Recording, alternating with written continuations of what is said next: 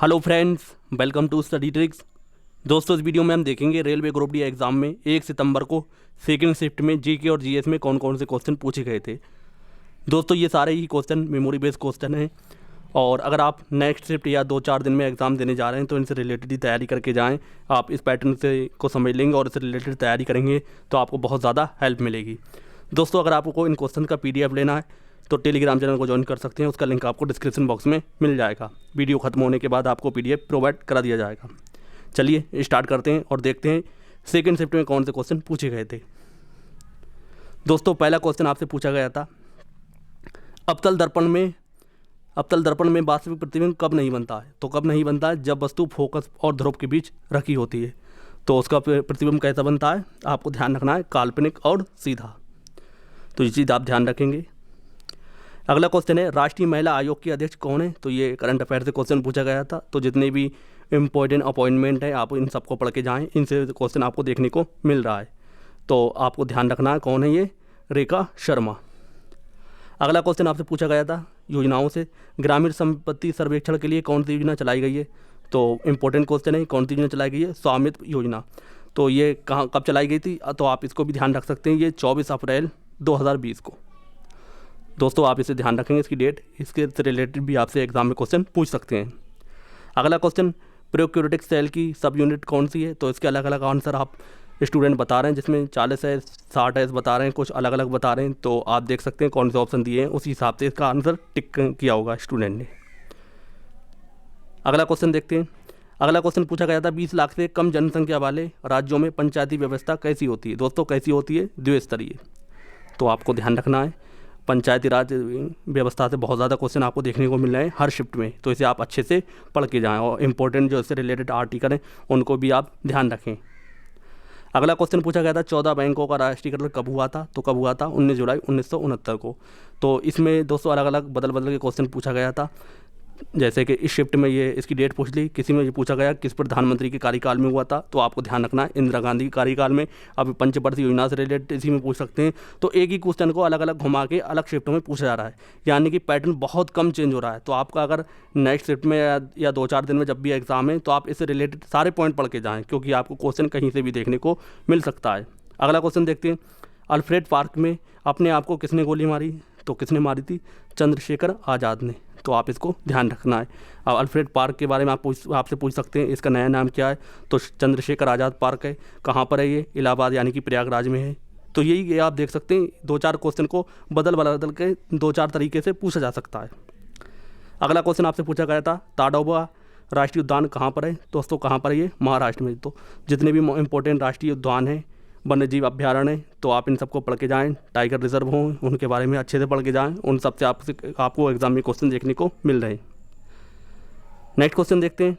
अगला क्वेश्चन पूछा गया था, आवर्त सारणी में ऊपर से नीचे जाने की ओर धातुओं की क्षारकता पर क्या प्रभाव पड़ता है।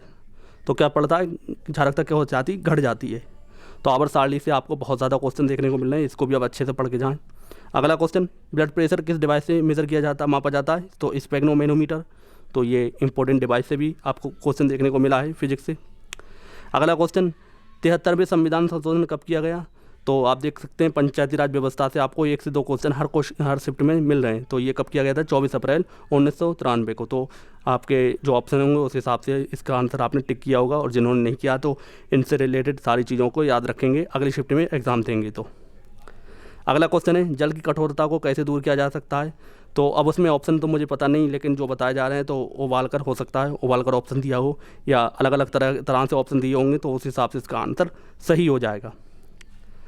अगला क्वेश्चन देखते हैं, ग्लूकोज का अणुसूत्र पूछा गया था। तो C6H12O6। अब यही क्वेश्चन था, या इससे बदलकर, मतलब मेमोरी बेस का मतलब है कि इससे रिलेटेड जितनी भी चीज़ें हैं वो चीज़ें एग्ज़ाम में आई होंगी। ऐसा नहीं हो सकता कि बिल्कुल रियल क्वेश्चन स्टूडेंट बता पाएँ, क्योंकि एग्ज़ाम देकर आते हैं तो स्टूडेंट बिल्कुल रियल क्वेश्चन नहीं बता पाते।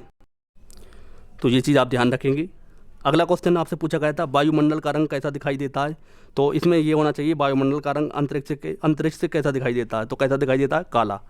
तो ये हो सकता है इस तरह का क्वेश्चन हो, लेकिन स्टूडेंट के द्वारा जो पता लगा है तो ये बताया जा रहा है। वैसे ये होना चाहिए, अंतरिक्ष से वायुमंडल का रंग कैसे दिखाई देता है। अगला क्वेश्चन पूछा गया था, बोंडला वन्य जीव विहार कहाँ स्थित है। तो कहाँ पर है? गोवा में।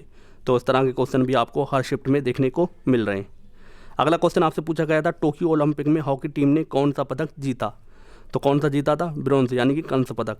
दोस्तों अब आपको जितने भी टोक्यो ओलंपिक में जितने भी इंपॉर्टेंट पदक हैं, स्वर्ण पदक हो या रजत हो या कांस्य हो, सबके बारे में पढ़ के जाना, कौन से खिलाड़ी ने कौन सा पदक जीता है और भारत ने कितने पदक जीते हैं। और इससे रिलेटेड जितनी भी जानकारी है दोस्तों, अगर आप नेक्स्ट शिफ्ट में एग्ज़ाम देने जाएंगे तो सब पढ़ के जाएंगे, क्योंकि ध्वजवाहक के बारे में पूछ सकते हैं कि ओपनिंग सेरेमनी में कौन था, समापन समारोह में कौन था, ये सब आपसे जितनी भी इससे रिलेटेड चीज़ें हैं आपको सब क्वेश्चन में देखने को मिल सकती हैं।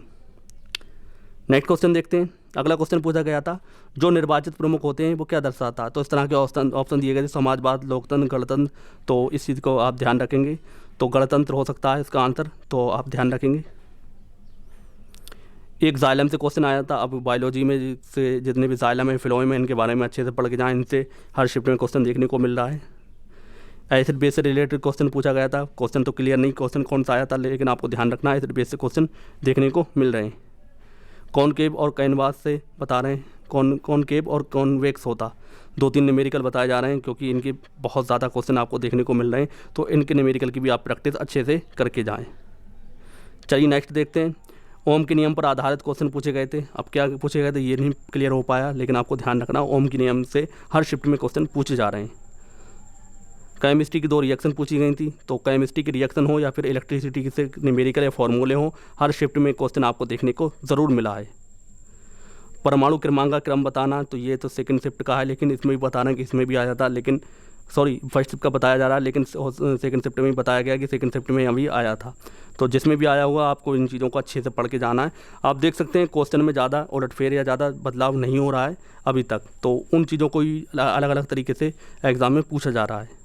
तो उम्मीद है आपको ये रिव्यू, ये एनालिसिस सब पसंद आया होगा। पसंद आया तो वीडियो को लाइक और शेयर ज़रूर कर दें। मिलते हैं दोस्तों अगली वीडियो में, तब तक के लिए जय हिंद, जय भारत।